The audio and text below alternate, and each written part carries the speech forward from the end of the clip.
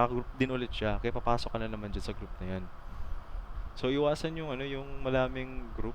Kasi halimbawa, kunyari, may i-edit ka na window sa ground floor. Tapos lahat ng windows mo naka-group. Tapos yung individual windows na yun, naka-group din. So, mahirap yun. So, pwede naman na gawin mo, naka-group lang yung mga windows sa ground floor, naka-group din na separate yung window sa second floor. Para mas madali.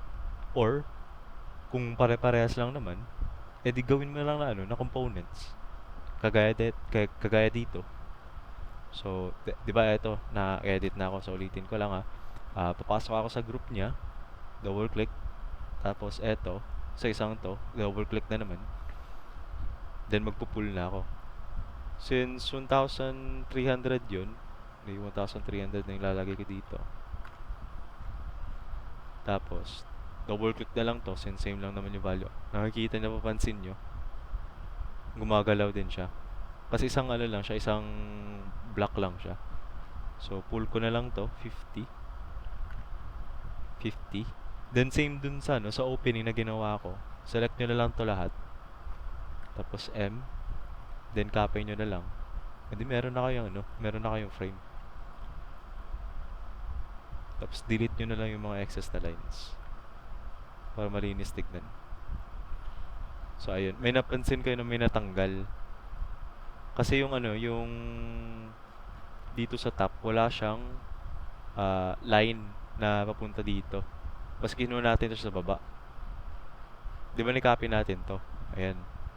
Wala siya sa baba. Wala siyang ni-copy. Di niya ni-copy itong baba. So, nagkabuta siya. So, gawin mo. Di-close mo.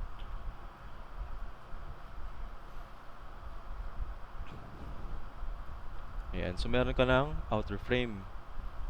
Pwede mo naman i-group na to. Ayan. Group mo na yan. Make group. Ayan. Tapos, gagawa ka na ng inner frame. So, rectangle R. Click mo tong kanto. Papunta sa mid. Then, highlight mo to yung line na to. M ulit para move. I-move mo na siya, hindi mo na siya i-copy. Move. Yan. So, dadagdag ka na 25 kasi yung overlap ng dalawang pane. Then, F para pag-offset ng frame niya. And 50. Then, pwede mo na tong i-delete pero gagawin pa natin tong window. So, i-copy mo na lang muna siya. Ayan. Pag hindi mo siya ni-copy, wala siyang matitira. So, i-copy mo siya. Control. So, lipat mo sa labas. Pwede mo na yung i-delete. Tapos, etong inner pane, ipapull mo na siya. 40 daw. Nakalagay dun eh. Ayan, 40.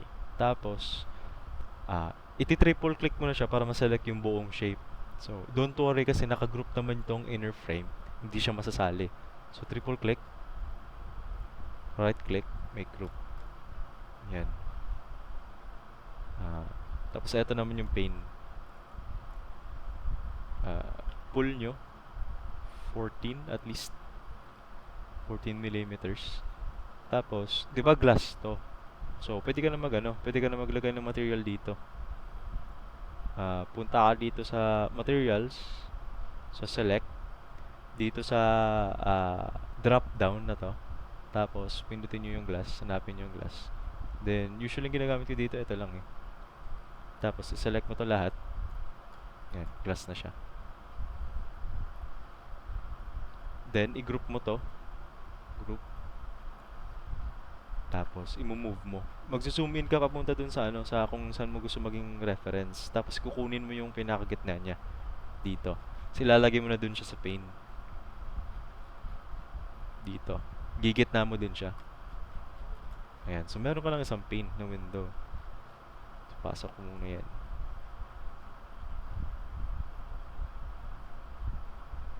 Lagay natin siya sa gitna. Ayan. Tapos, kung maglalagay ka na naman ng isang dito, isang pane, di copy mo na lang to. Yung kabila. Ayan. Select mo yung yung group na glass. Select mo din yung group na inner frame. Tapos, M. And then, copy. Ayan, yung naka-plus sign. Press lang yung control. Tapos, dito sa upper left corner para ilalagay mo siya dito sa kantong to, dito sa gitna. So, ayan, meron ka ng window na isa, na ginawa mo ng isa, pero marami na. Halos kumpleto na, dalawa na lang. So, ayun, linis-linis na lang ng ng lines. So, ito.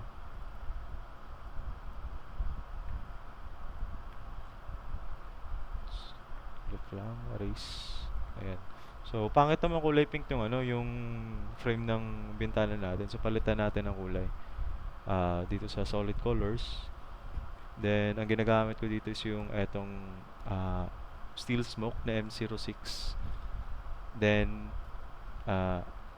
pag ni-color natin to, na etong group lang, pati yung glass madadamay.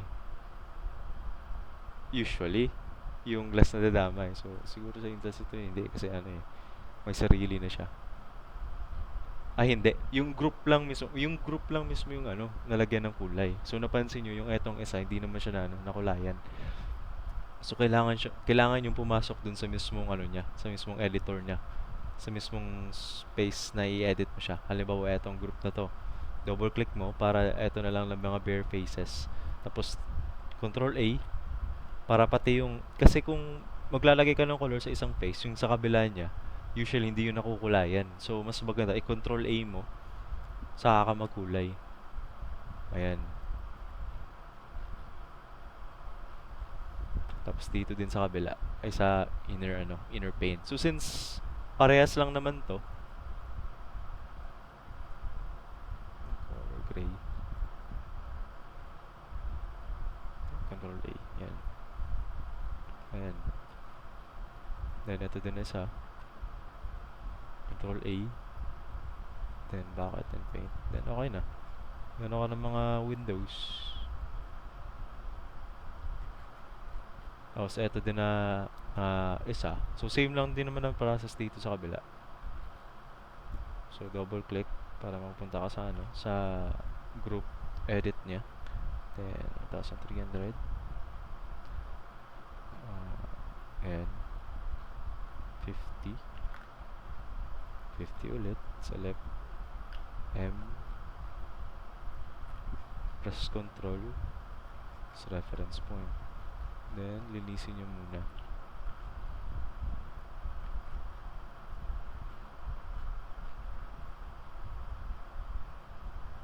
Disregard nyo na lang yung yung nasa ilalim or nasa taas. Matatakpan din naman ng wall.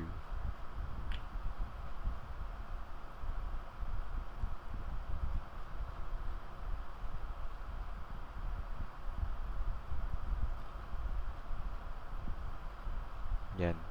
So, next na is yung hindi, i-group na muna natin to lahat. I-group. Then, R. Pwede nyo din pinturahan to agad. Tapos R. Nagkukulay pink siya kasi yung niya, yung entity info niya. Nasa tayo nasa group ng ng window. Ayan kaya kulay pink siya, yung layer niya. So ayan, i-select natin tong line na to. Extend natin ng 25. Then F for offset. Offset natin ng 50. Select natin yung inner rectangle. M, select, tapos control. Then delete natin yung loob. Tapos, eto naman na inner frame, pull natin siya ng 40. Then, triple click natin, make group. Tapos, kulayan na din natin. Ayan. Then, eto na paint, P. 14. Triple click, make group. Ayan. Tapos, etong eyedropper, pwede nyo nagkunin yung yung bintana dito para hindi ka na maghanap dito sa sa material. Ayan yung glass. Kunin nyo lang yan. So, lagay nyo dun sa pane.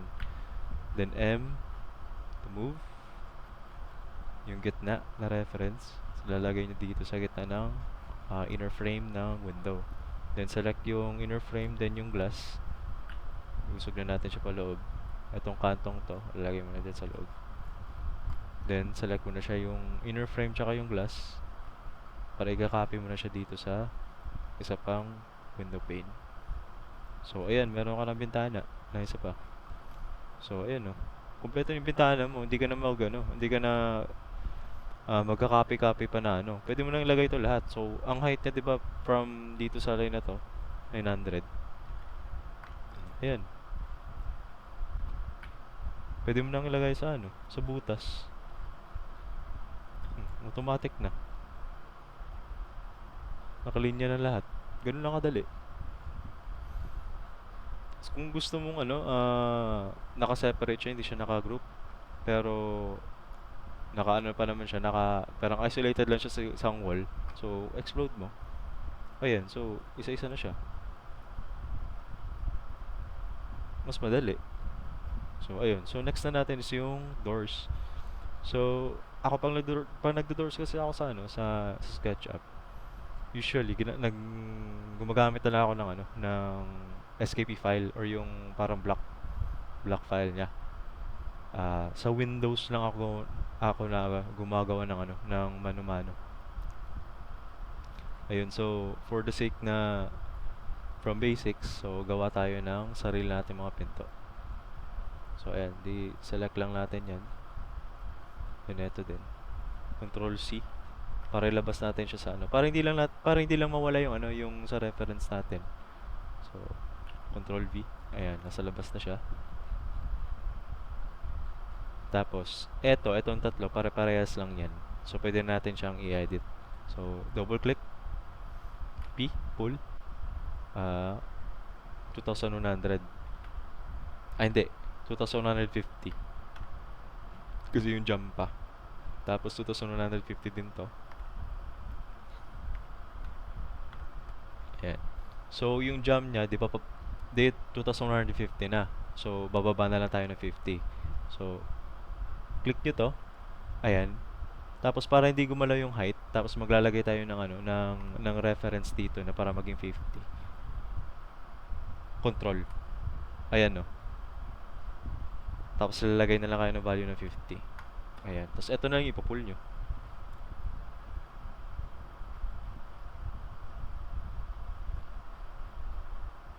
Patayan mo lumapat. Ayan. Linis.